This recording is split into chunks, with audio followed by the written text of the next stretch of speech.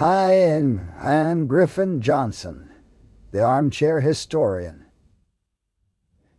In the First and Second World Wars, no place was unaffected, including the usually quiet Scandinavian region. The First World War saw the Russian Empire fall, and its Soviet inheritor lose control of the territory now known as the Republic of Finland in the Finnish Civil War of 1918. The Finns, long imperial subjects to the Romanovs, declared and defended their independence with the aid of the dying German Empire, as the pro-independence whites fought against the Soviet-backed Reds, who sought to make Finland a new socialist republic under Soviet control. But the white victory over the Reds would prove little more than a respite, and Soviet hunger for revenge and reconquest would see Finland become a battlefield in the Second World War. Bundle up, because in today's episode, we'll be examining the Second World War from the Finnish perspective. Before we make for the Finnish frontier, we'd like to thank the sponsor of today's video, Amaze, by giving away one-of-a-kind prizes and experiences while fundraising for non-profits across the world. Amaze ensures that the best causes spend less of their time fundraising and more time helping those in need. Amaze is currently helping out GivePower and 500 and on E3, and giving you the chance to win a Tesla Model X Plaid in the process. GivePower is on a mission to help the 2.2 billion people across the globe lacking access to clean drinking water by using solar energy. 500 and on C rests at the intersection of innovation and storytelling, using their skills to spotlight solutions for a cleaner, more sustainable future while creating a new non-profit for a younger generation. By logging on to omaze.com/armchairist and supporting these charities, you will be entered for a chance to win a Tesla Model X Plaid, Tesla's flagship SUV type, with supercar stats, 1020 horsepower, 313 miles of all-electric range, and 0-60 in 2.5 seconds. The Model X is Tesla's most sought-after car, with a full 6-month waitlist. But by supporting GivePower and 500 and on C3, you could jump the line. Visit omaze.com/armchairist or click the link in the description below to enter for your chance to win. From the moment her independence was assured, Finland's foreign policy and military planning revolved around a single unifying thought: do not let Russia conquer us.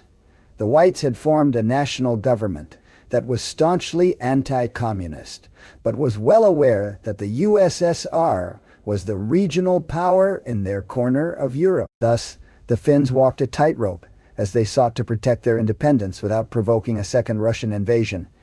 And a central tenet of this balancing act was seeking out foreign aid. The Weimar Republic, heir to the Finns' Imperial German allies, maintained cordial relations with the Soviet Union, disappointing pro-German elements in Finland and putting the kibosh on future military assistance from Berlin. The British Empire, who Finland had previously granted access to naval bases, was uninterested in any talks beyond trade negotiations. Lacking powerful allies, Finland settled into a holding pattern, wary eyes cast east toward their once and future enemy. The ascension of Adolf Hitler would upend this stalemate. The Nazis were even more anti-communist than the whites, and Hitler ended the detente enjoyed by Weimar Germany and the Soviet Union. His manifesto, Mein Kampf, called for a literal war against the ideology of communism itself. The Finns were heartened by this development. Though there were very few fascists in Finland, there was hope that Germany would offer a counterbalance to the Soviet Union. Baron Carl Gustav Mannerheim, leader of the whites in the Civil War, and a founding father of Finland, had long worried about the modernization and mechanization of the Soviet Red Army, and spoke of how the French had burned up their military budget. With the Maginot Line and the British had allowed themselves to become militarily complacent, the pragmatists in Helsinki, Mannerheim among them, began to realize that the fate of their nation was slipping out of their hands and into those of the great powers who resisted demilitarization, namely the Soviet Union and Nazi Germany. As early as 1935, Soviet officers began making conspicuous trips to the Finnish frontier, resulting in railroad spurs that began to crawl mile by mile toward Finland. In 1938, Soviet diplomats approached Helsinki with requests to negotiate a new Finnish-Soviet border. Despite Mannerheim's lobbying to sit with the Reds, Helsinki declined. It mattered little to the Soviets, as the next year they signed the Molotov-Ribbentrop Pact, the secret protocols of which put Finland in the Soviet sphere of influence. The Nazis and Soviets began expanding in accordance to the pact in 1939, and Finland hurriedly fortified her eastern border. Volunteers constructed the Mannerheim Line, which would go on to serve the Finns well. In October, the Soviets approached the Finns with a new request: to lease strategically important territory within Finland and a declaration of Finnish military support. In exchange, the Finns were assured their continued independence and peace with the Soviets. There were many Finns, including the ever-eager Mannerheim, who saw through this charade. Scores of Finns reported to recruiting stations. Even far-left Social Democrats signed up to fight Soviet aggression. That aggression would come steaming into Finland at 8 o'clock in the morning on November 30th, 1939. This winter war was meant by the Soviets to be a blowout victory, and their initial thrusts into Finland were met with absolutely no chance of victory. The dogged Finns stood firm, bogging the underprepared Soviets down and inflicting heavy losses on them. The entire offensive lurched to a stop. The Soviets had spread their troops along the entire Finnish border, stretching their forces too thin to mount an effective offense, and the Reds sat dead in the water until February 1, 1940. Same as the first, the Red Army stormed into the Karelian Isthmus, a strategically critical area of Finland, with 30 infantry divisions and strong artillery and air support, only to again be stopped in their tracks by the Finns and their Mannerheim line. One of the Finns facing the Soviet onslaught was Simo Häyhä, the legendary White Death. Scion of a farming family, Simo had spent his childhood hunting and skiing, skills many other Finns had developed. Throughout the Winter War, Häyhä would become a veritable boogeyman to the Russians, racking up over 500 confirmed kills and surviving numerous Soviet attempts on his life. The Soviets, hemorrhaging manpower in the face of Finnish defiance, dug in their heels and kept leaning, finally breaking through the enemy line on February 13th. Within 2 weeks, the Soviets had pushed deep into Finland, driving the Finnish right to the city of Viipuri. Finland was on the ropes, her troops battling exhaustion as much as the Soviets, and supplies had drawn critically low. France and Britain offered to send an expeditionary force to aid Finland, if Norway and Sweden would provide staging grounds. Norway and Sweden told Helsinki that they would not allow troops onto their soil, sealing Finland's fate. March 13th would bring the end of hostilities, and the two sides entered what would be called the interim peace, which saw Finland cede land to the Soviets, and the Soviets refrained from annexing the entire nation. As the blood in the snow dried, Finland set about preparing for the next fight against the Soviets. The Finnish population emerged from the war shaken, but resolved to carry on. Over 24,000 Finns fell in battle, including the White Death, Simo Häyhä, whose killing by a Soviet infantryman's high-explosive bullet was reported in the Finnish newspapers, only for Häyhä to spring back to life on the same day the Winter War ended, and undergo a marathon of surgeries that left him alive, but permanently disfigured. The inhabitants of the Karelian Isthmus, which the Soviets annexed in the peace, were given only 10 days to cross the newly redrawn Finnish border. 420,000 people grabbed whatever they could carry and left their ancestral homes behind, but were welcomed to new homes by their countrymen. Tracts of private land were nationalized and were given to the refugees to rebuild on. Veterans of the Civil War, white and red alike, formed brothers in armed societies to socialize and keep spirits high in the company of fellow soldiers. These were countered by the Finnish Soviet Union Peace and Friendship Society, a Moscow-backed fifth column ordered to provoke a justification for a new Soviet attack. The government doubled the length of conscription and launched a charm offensive on neighboring countries to conclude defensive alliances. Throughout the end of March 1940, Finland lobbied Norway, Sweden, and Denmark to form a Nordic mutual defense network. But the Soviets issued a public declaration that any country signing any alliance with Finland would be declaring themselves an enemy of global peace, and more importantly, the Soviet Union. Norway, Sweden, and Denmark stopped returning Finland's calls not long thereafter.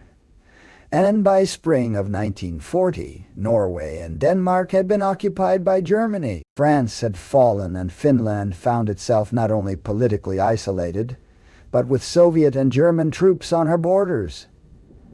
Speaking of the Germans, the fall of Norway led to the opening of diplomatic channels between the Nazis and Finns. Initial contact focused on allowing German troops on leave from posts in Norway free passage through Finland and welcoming Finland to purchase weapons and raw materials from Germany. As relations improved, Finnish Major General Paavo Talvila began making regular trips to Berlin, taking the Germans' temperature on a defensive treaty against the Soviets. At the end of May 1941, a delegation from Finland's High Command, led by Chief of Staff Axel Heinrich, took a meeting with German Chief of Staff Alfred Jodl. Jodl gave Heinrich a briefing on Operation Barbarossa, which he dutifully related to Helsinki. The Finns smelled blood in the water. Here was the military alliance that had so long eluded them. The two countries inked a deal. Germany would support Finland in any future wars against the Soviets, and the Finns would support Germany if Barbarossa triggered a Soviet invasion of Finland.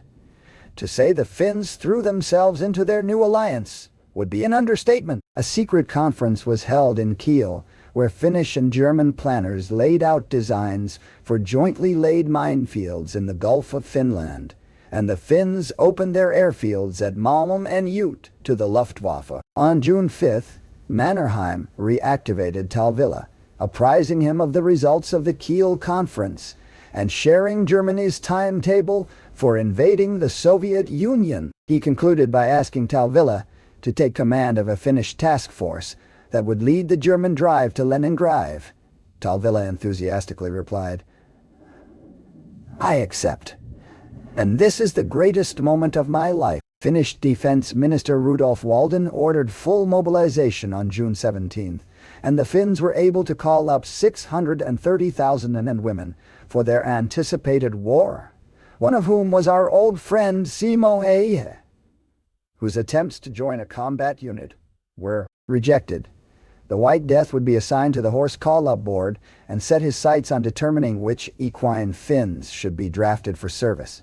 Odd assignments or not, optimism was high in the Finnish populace. The populace as a whole believed that the Nazis would be quick to reach their objectives in Russia, and with a swift German victory, most Finns would be demobilized. When the Germans poured over the Soviet border on June 22nd, the Finns remained behind, but that meant nothing to the Reds. The Soviets launched a massive bombing and shelling campaign on the Finnish border, with neither a declaration of war nor a Finnish attack to justify their assault. The Finns submitted an official letter of reprimand to the Soviet ambassador, who ignored it entirely. On the 23rd, Soviet Foreign Minister Molotov demanded the Finns lay out their position on their allies' invasion, and promptly cut the phone line to Helsinki. After all, it's far easier to claim the other party is refusing to be diplomatic if there's no way for them to speak with you. On June 25, 1941, the Soviets launched an early morning bombing raid on Finnish civilian targets, with 487 aircraft dropping ordnance on cities including Helsinki. The interim peace was over. The Finns watched as the Germans drove into Soviet territory, waiting for their time to join the fray. The Finnish government took great plans to portray themselves as a co-belligerent fighting a common enemy alongside the Germans, never concluding a formal alliance with the Nazis. The ministers in Helsinki knew it was vital to portray this as a war to reclaim territory and defend against Soviet aggression. On July 10th, the Germans crossed the river Daugava, which was the prearranged time for the Finns to attack. The continuation war was on. 475,000 Finnish soldiers charged against the Soviets, who had directed their best men to defend against the main German assault. Soviet disposition meant that the Finns enjoyed air superiority and the tactical advantage, and they overran the Soviets in the Karelian Isthmus and other territories lost in the Winter War. But this was not the end of Finnish ambition. They meant to make for Leningrad just as they promised.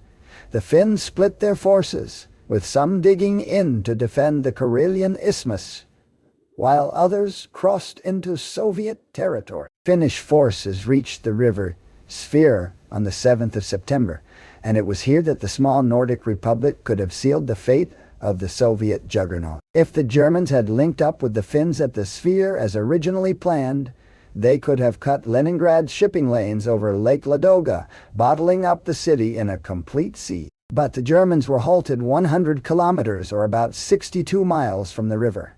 The Finnish halt at the Svir marked the end of offensive operations for the war. The momentum was shifting, and soon the Finns would find themselves fighting a desperate 3-year defense. Finland's fortunes were directly tied to their German co-belligerents, and when Barbarossa began to flounder, the Soviets turned their ire on the Republic. As in the Winter War, waves of Soviet conscripts broke upon the Karelian Isthmus, trying to unseat the Finnish defenders. The Finns fought nose to nose with the Soviets, but again, like the Winter War, their energy and resources were sapped with every battle, while the Soviets called up more and more men and material. Mannerheim realized he must surrender Karelia, and ordered the troops holding the isthmus into a fighting retreat. The Finns withdrew in good order, even winning a defensive victory at the bloody Battle of Attrition at Tali-i-Hantala in 1944,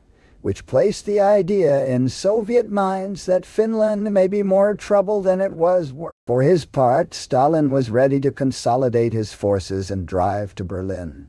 He had bigger borscht to stew, and the Finns were equally keen to reach a separate peace with the Soviets. There were, however, 214,000 barriers to separate peace between the Finns and Soviets, and they were the men of the German 20th Mountain Army, based in the Finnish region of Lapland. On September 14, 1944, a Finnish delegation headed by Foreign Minister Karl Enkel met with their Soviet counterparts to discuss ending hostility. They were blindsided with demands to cede the Petsamo Peninsula and for a forced lease of Porkala Naval Base near Helsinki. In addition to these concessions, Finland would pay the Soviets the equivalent of $300 million in reparations, allow Soviet troops free access to and passage through their country, and arrest a list of war criminals to be tried by Allied courts. Allowing the Red Army free rein in the country meant a Soviet occupation was inevitable. But the Finns felt they had little choice in the matter and signed the Moscow Armistice 5 days later. The Finns requested the Germans withdraw from Lapland, setting a 2-week deadline that the Finns and Germans both knew could not be realistically met.